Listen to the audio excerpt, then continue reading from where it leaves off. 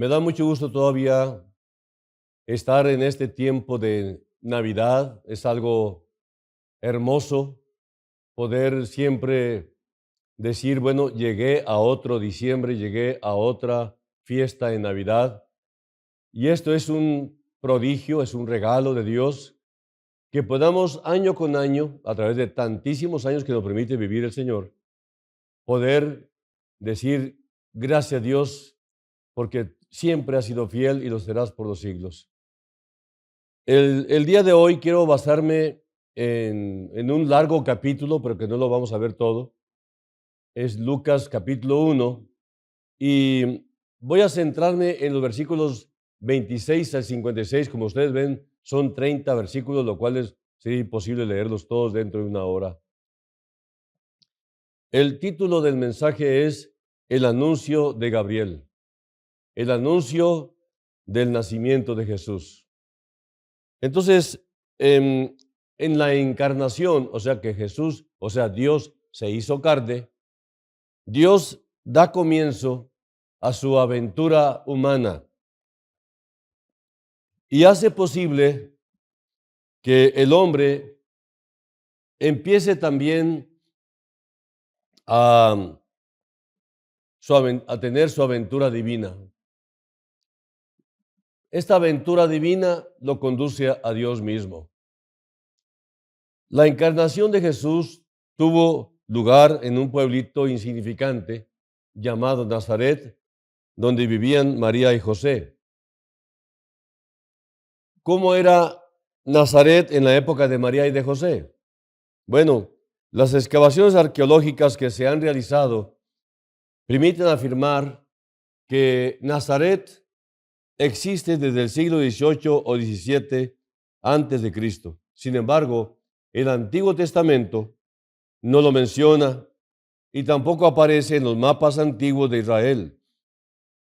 Así de insignificante era.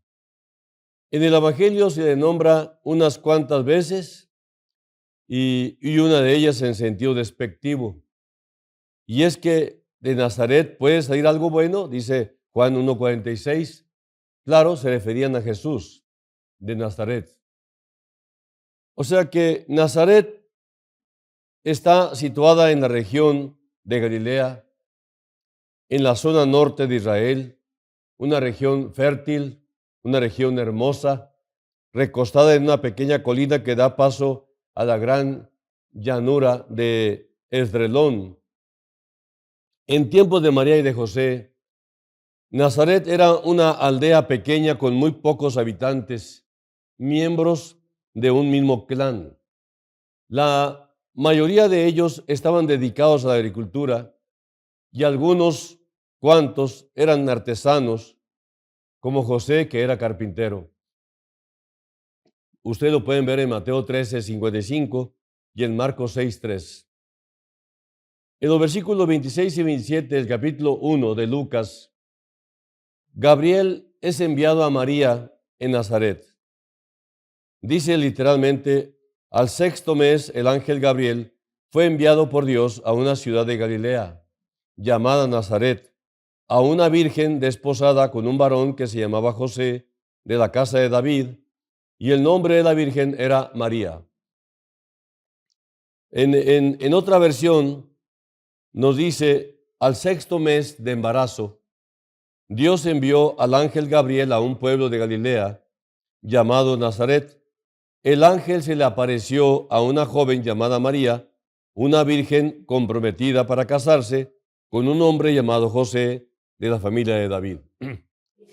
La mayoría conoce esto de lo que estoy hablando, conocen la historia de la Navidad.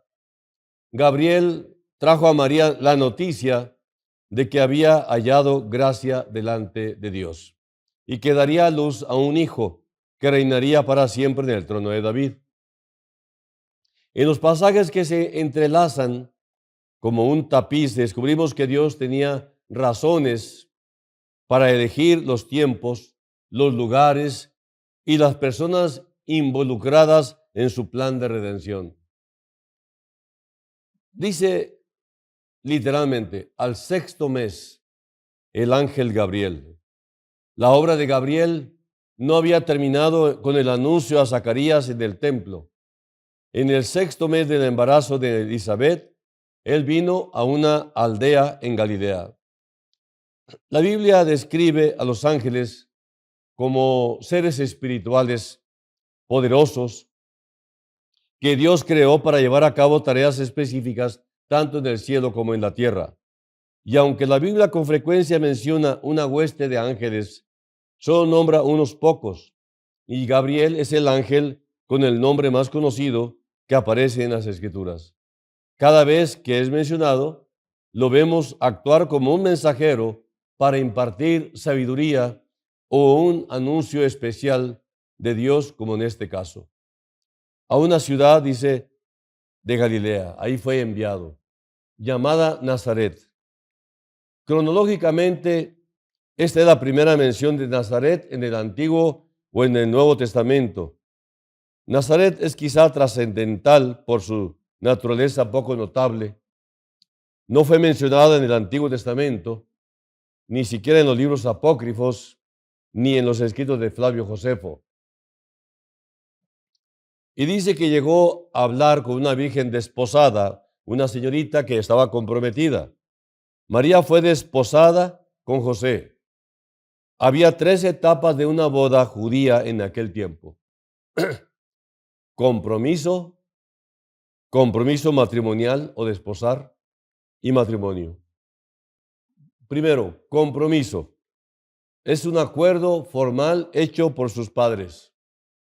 Compromiso matrimonial o desposar, que es prometerse, la ceremonia donde se hacían promesas mutuas. Y matrimonio, o sea, ya la consumación, aproximadamente un año después, cuando el novio llegaba por su novia en un momento inesperado. Así era la costumbre de la época. Cuando una pareja era desposada, estaban bajo las obligaciones de fidelidad y el divorcio era requerido para romper el compromiso. Y esto no era una promesa informal. El nombre de la Virgen era María. Se dice claramente que María era una virgen, una señorita. No hay ninguna ambigüedad acerca de esta idea. María nunca había tenido relaciones sexuales con ningún hombre. La concepción de Juan el Bautista, el precursor, fue milagrosa. Debemos esperar entonces una concepción aún más notable, que es la del Mesías Cristo. El nombre María es la forma griega del nombre hebreo Miriam, que era el nombre de la hermana de Moisés. Significa exaltada. María significa exaltada. Una descripción apropiada para la futura madre del Mesías. Después vemos en los versículos 28 y 29 que Gabriel saluda a María. Y dice, y entrando el ángel en donde ella estaba, dijo, salve muy favorecida, el Señor es contigo, bendita tú entre las mujeres. Mas ella cuando le vio, se turbó por sus palabras y pensaba qué salutación sería esta. Permítame lubricar mi garganta. El ángel en donde ella estaba dijo, Gabriel le dijo 3 cosas a María. Cada una de ellas eran ciertas de María, quien tuvo un privilegio único entre cualquier persona para vivir. Ella fue muy favorecida. El Señor está con ella. Ella fue bendecida. Sin embargo, todas estas cosas que tenía ella son verdaderas del creyente verdadero en Jesús. Estamos en esta bendición igual, altamente favorecidos como María, como lo fue ella. El Señor está con nosotros como lo estuvo con María. Y somos bendecidos como también fue María bendecida. La oración católica que comienza con Dios te salve María, llena eres de gracia, es precisa. María fue llena de gracia. Y así todo creyente que está en buena relación con Dios está lleno de gracia. Mas ella, cuando le vio, se turbó por sus palabras. El hecho de que María se turbó por sus palabras muestra su humildad. María se sorprende al oír palabras tan extravagantes que decían de ella. Todo lo que ella estaba oyendo era algo fuera de todo contexto y de toda experiencia anterior. Entonces, en los versículos 30 al 33, Gabriel anuncia el nacimiento del Mesías, nacido de María. Dice, has hallado gracia delante de Dios, concebirás en tu vientre y darás a luz un hijo. El enfoque en realidad no estaba en María, sino en el hijo. Un hijo que se llamaría Jesús, que en aquel tiempo era un nombre común. Este hijo fue identificado inequivocadamente como el Mesías predicho en el Antiguo Testamento. Y dice, este será grande. Nadie ha influido más en la historia que Jesucristo. ¿No está probado que Él es grande? Los conquistadores son grandes y Él es el mejor de ellos. Los repartidores son grandes y Él es el mejor de ellos. Los libertadores son grandes y Él es el mejor de ellos. Los salvadores son grandes y Él es el mejor de ellos. Ese juego de palabras lo dijo Spurgeon. Jesús es grande en la perfección de su naturaleza. Jesús es grande en la grandeza de sus cargos. Él es grande en el esplendor de sus logros. Jesús es grande en el número de los que Él rescata. Jesús es grande en la estimación de su pueblo. Y luego continúa el versículo que dice, será llamado Hijo del Altísimo. Jesús sería el hijo de María, pero no solo su hijo, sino que también sería y será conocido como el Hijo de Dios. Pero también ese hijo que tenía María en su vientre era su Señor y su Salvador. Hay que reconocer que María también venía de la línea de Adán. Y toda la raza humana descendiente de Adán están bajo pecado, incluyendo María. Entonces, ella misma en el Magnificat lo dice, mi Señor y mi Salvador, que vio o que no vio la bajeza de esta su sierva. El trono de David, su padre, continúa el versículo. Él será el Mesías profetizado a David, quien tiene la autoridad legítima para gobernar sobre Israel. Pero algo que me llamó la atención en el versículo es que dice, y su reino no tendrá fin. Concebirás en tu vientre y darás a luz un hijo. María sabía exactamente de qué hablaba Gabriel, porque ella conocía la palabra de Dios. Cuando Gabriel dijo esto, María sabía que él citó a Isaías 7:14, cuando dice, la Virgen concebirá y dará a luz un hijo. Después, en el 34 al 37, nos habla de la pregunta de María y la respuesta de Gabriel. Ella dice, ¿cómo será esto? Pues no conozco varón. La pregunta de María era lógica. Ella le hizo la misma pregunta que Zacarías, Lucas 1:18.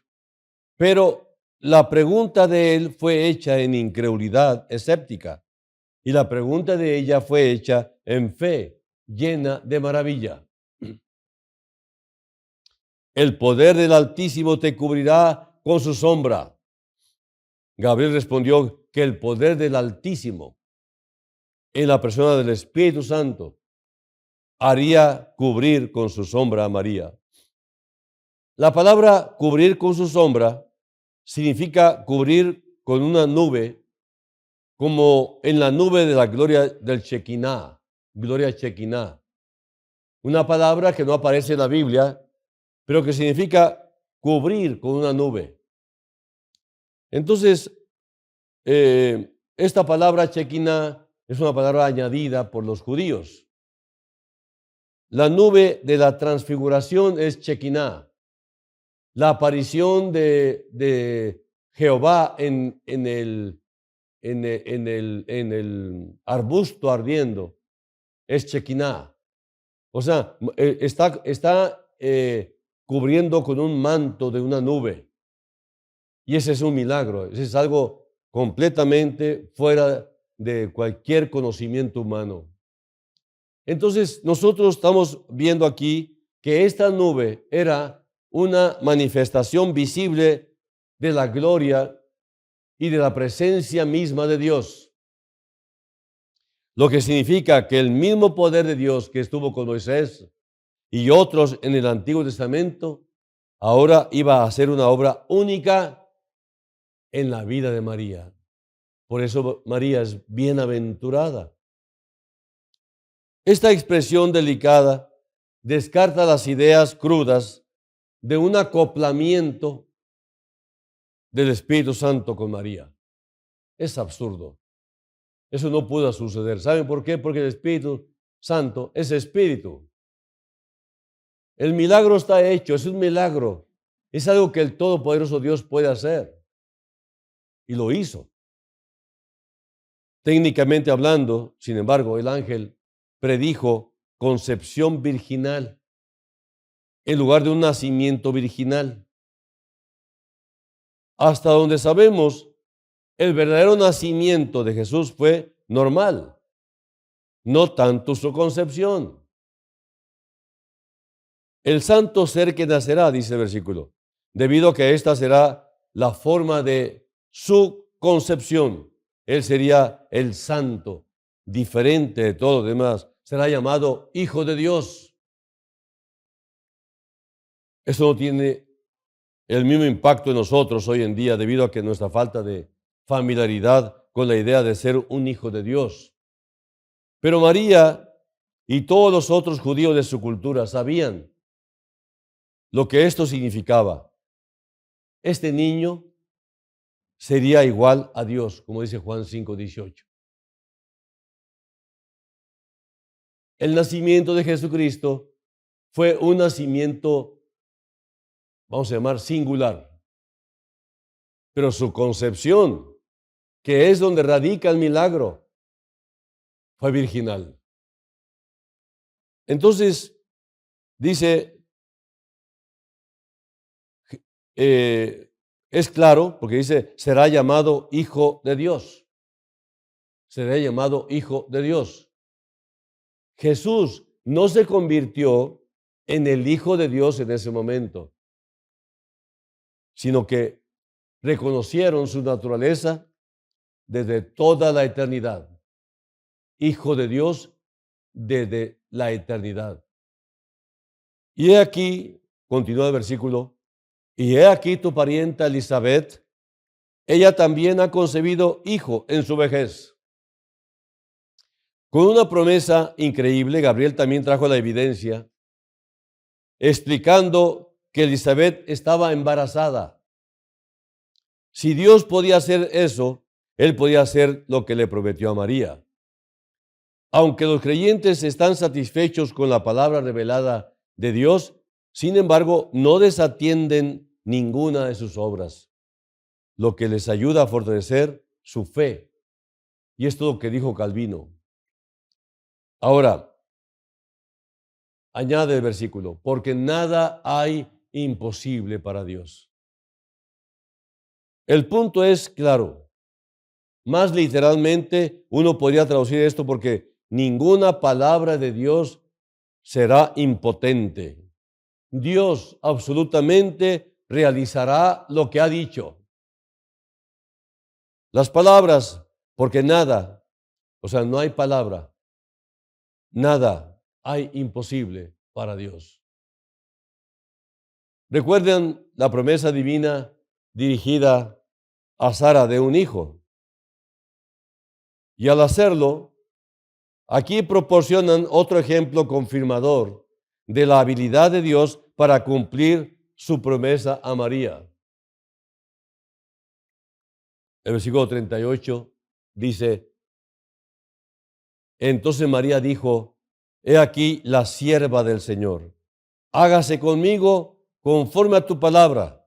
Y el ángel se fue de su presencia. la respuesta de María fue esa. He aquí la sierva del Señor.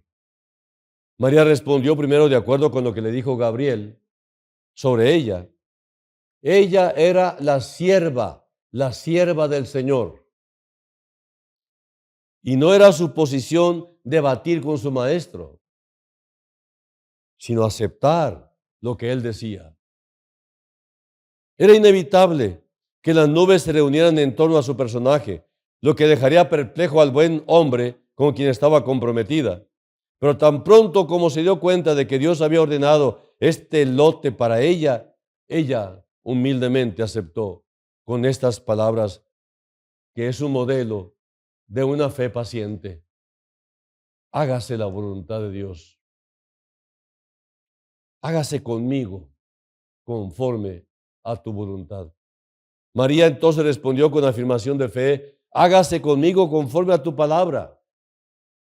Y es la respuesta correcta de cada creyente a toda promesa de Dios. Por eso María era bienaventurada entre todas las mujeres. Todo esto tomó más confianza en el Señor de lo que podríamos pensar. María aceptó recibir un embarazo que parecería sospechoso y ella lo sabía. Ella podía entender que la iban a infamar, que iban a traerle mala reputación. Y no dijo ni una palabra, no se justificó ante nadie. Y esto es de una cultura que tenía una posible pena de muerte por adulterio. Nomás imagínense el valor de esta mujer. María se identificó con los pecadores para que el propósito de Dios fuera cumplido. Ahora, espiritualmente hablando, hay similitudes entre la obra de Dios en María y su obra en cada creyente. Jesús vive espiritualmente en el creyente, como lo hizo en María físicamente. Jesús vive espiritualmente en nosotros por medio de su palabra, como lo hizo en María físicamente. Jesús se hace visible al mundo a través de nosotros, como lo fue a través de María físicamente. En verdad, nuestro Señor habló cuando dijo a sus discípulos, estos son mi madre y hermana y hermano. Tenemos tan cerca una relación con Cristo como lo hizo la Madre Virgen. Y en cierto sentido, tomamos la misma posición espiritual que ella tomó corporalmente en referencia a Él. ¿Cuántas frases dice Spurgeon que son muy precisas? Y esta fue una de ellas. Ahora, añade el versículo, y el ángel se fue de su presencia. No sabemos el momento exacto en el que Jesús fue concebido en el vientre de María. Pudo haber sido cuando Gabriel le habló a ella o poco después. No lo sabemos. Cuando haya sido, la nube de la gloria de Dios cubrió a María. Lucas 1:35. Y Jesús fue concebido milagrosamente en el vientre de María. El nacimiento de Jesús de esta concepción es lo que llamamos el nacimiento virginal. Cuando nos acercamos al evento que llamamos nacimiento virginal, tenemos que estar de acuerdo con el análisis de Pablo. Grande es el misterio de la piedad, dice en 1 Timoteo 3:16. Pero el mensaje de las Escrituras es claro con respecto al nacimiento virginal. No puede haber ninguna duda sobre el nacimiento virginal. Solo preguntas sobre la autoridad de las Escrituras.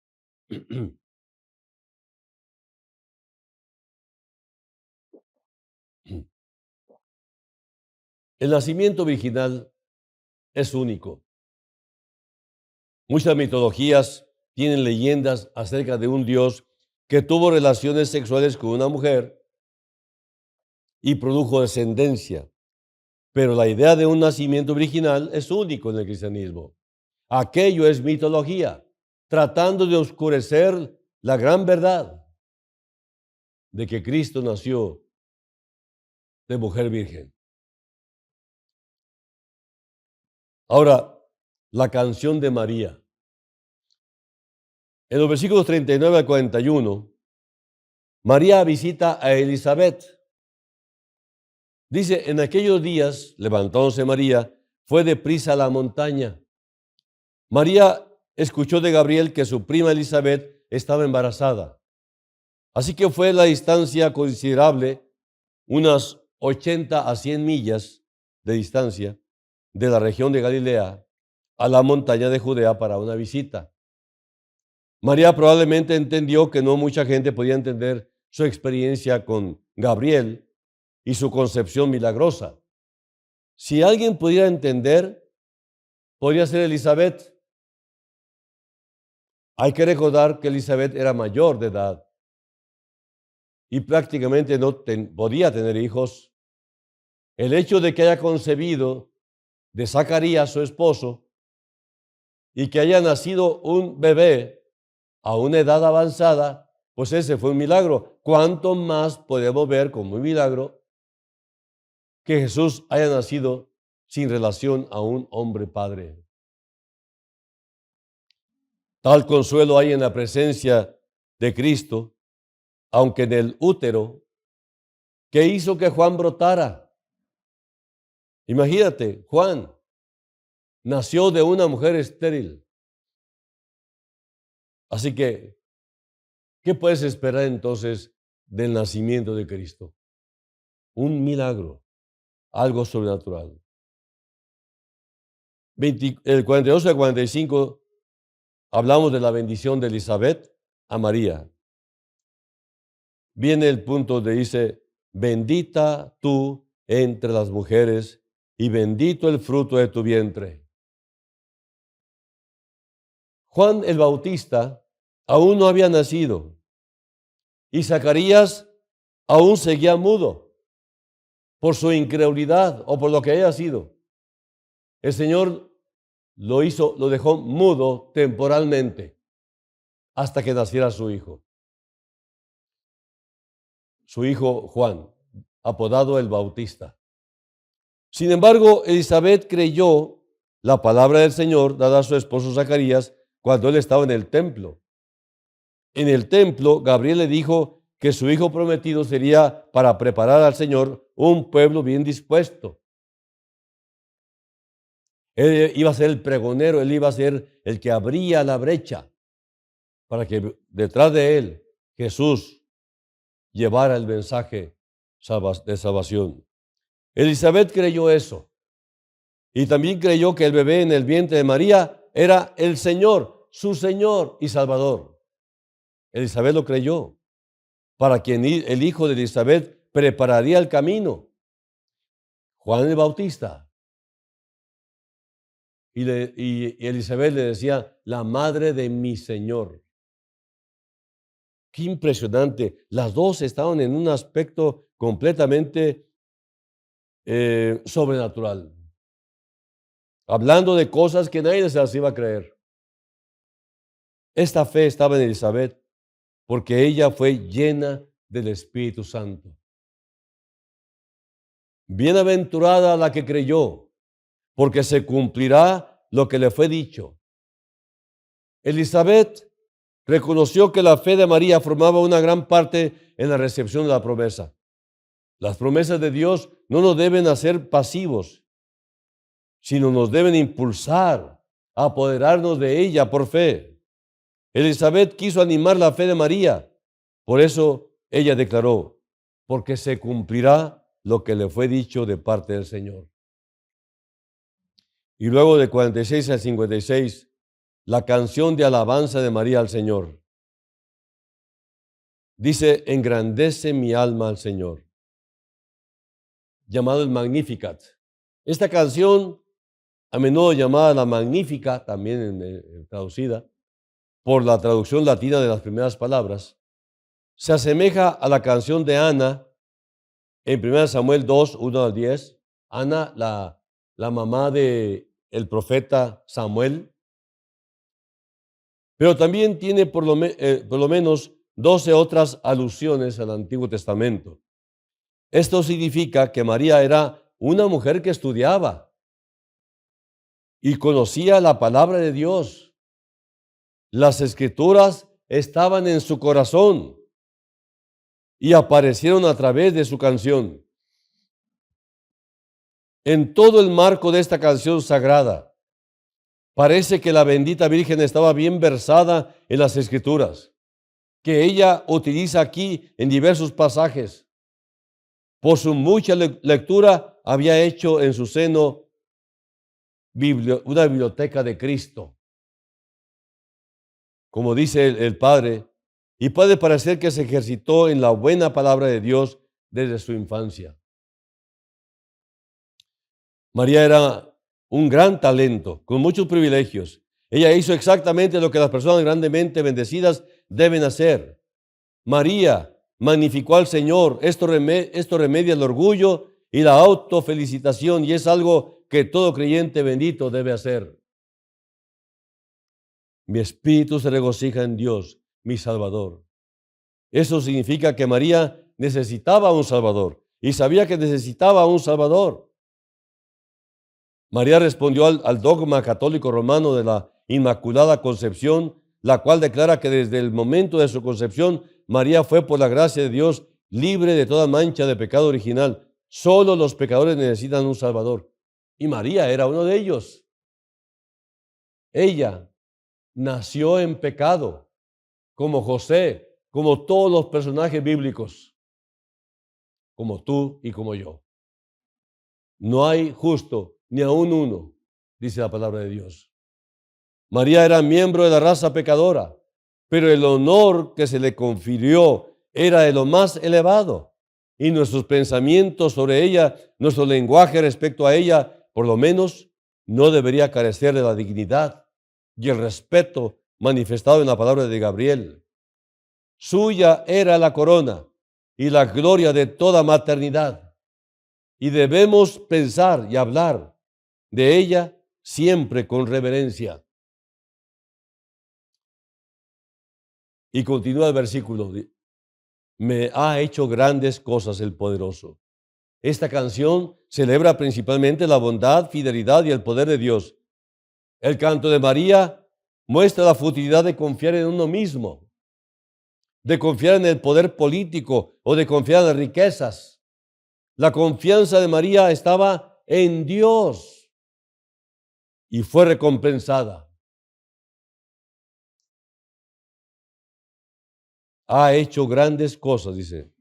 No hay cosas pequeñas que puedan caer de tan gran mano que es la de Dios. Él da como Él mismo, con grandeza. María se regocijó y se glorificó en Dios, aunque el niño aún no había nacido. Hermanos, dice Spurgeon, hay algunos de ustedes que ni siquiera pueden cantar sobre una misericordia cuando nace, pero aquí hay una mujer que canta sobre una misericordia no nacida. Aún no nacía el niño y ella cantaba con gozo. A María se le concedió la bendición de ser madre del Hijo de Dios, humanamente hablando. Sin embargo, esa misma bendición iba a ser una espada que atravesaría su corazón. Eso significaba que algún día iba a ver a su hijo colgado, crucificado en una cruz. Qué cuadro para una madre. Quiero ilustrar el final de nuestra plática con este título: la fe puesta solo en la palabra de Dios.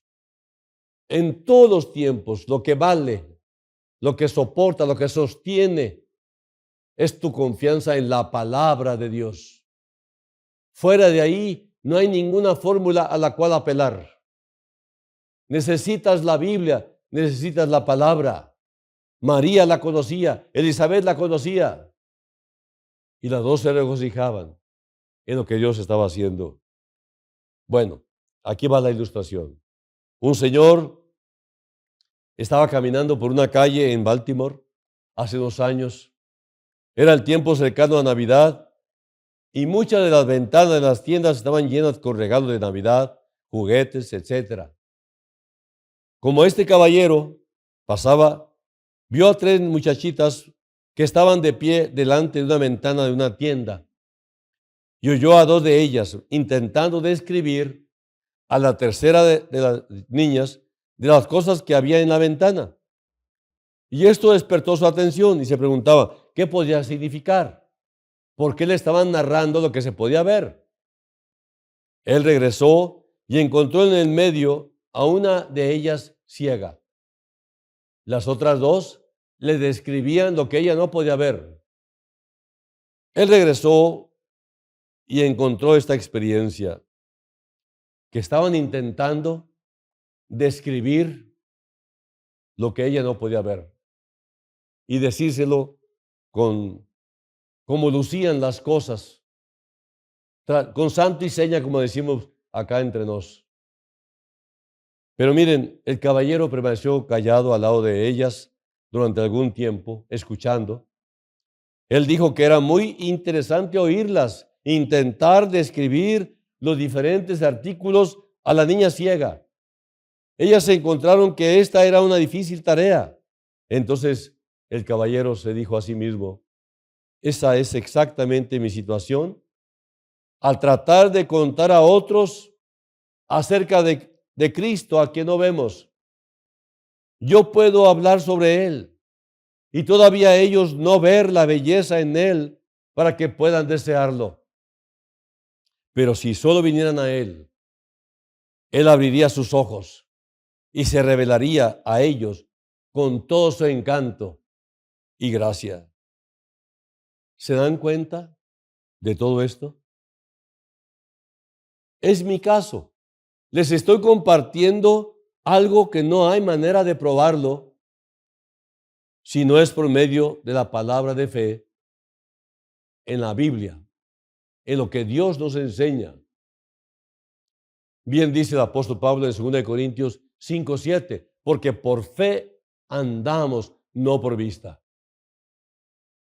Cierro este mensaje volviéndote a invitar a que confíes en esta palabra, que confíes lo que Dios reveló y todo lo que Dios dice es la pura verdad y nadie la ha podido alterar a través de los siglos, porque hay algo en el hombre y sobre todo en el intelectual que siempre pretende destruir, desviar, eliminar cuanto antes esta bendita revelación que salva a la humanidad.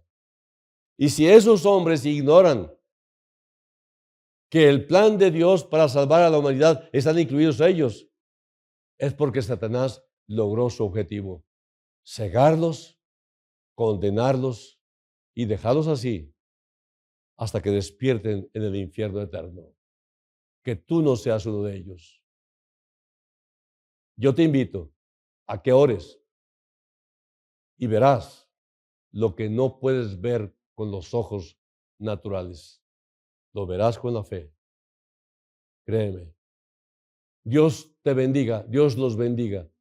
Nos vemos la próxima y sigan gozando de sus preparativos para Navidad. Y si estás triste por algún evento del pasado en plena Navidad, invoca el nombre del Señor y Él te traerá paz y consuelo. Que Dios te bendiga. Hasta luego.